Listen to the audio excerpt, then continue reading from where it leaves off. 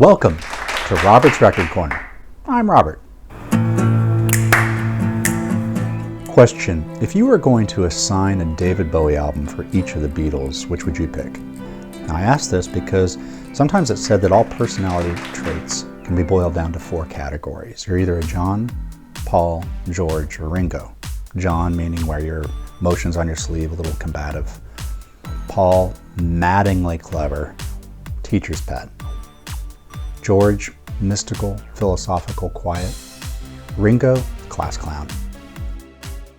Now, Bowie has all kinds of different incarnations as his personality and characters change through the albums, and so I thought about this a little bit.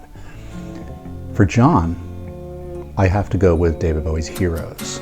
I love how Bowie puts the quotes around heroes, kind of suggesting a certain sarcasm or failure in it. And indeed, the song itself is about lovers who get shot down outside the Berlin Wall. So they are trying to believe in all you need is love, but ultimately it fails. For Paul, I have to go with Let's Dance. It's Bowie's most successful album, very tuneful, big hits, the title track, Modern Love, China Girl. I like this. I don't mean this as a slight. I do like the album a lot, but a lot of people see Let's Dance as kind of this weird commercialization of Bowie. He himself was not a huge fan of it, and a little too polished, a little too direct.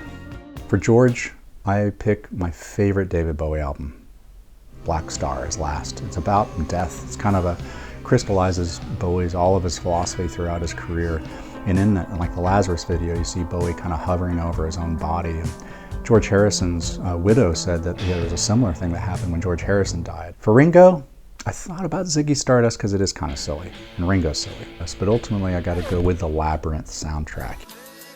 He did movies, he's very goofy. That's kind of a very 80s goofy kind of thing with a funny wig. A little bit lighthearted, likable.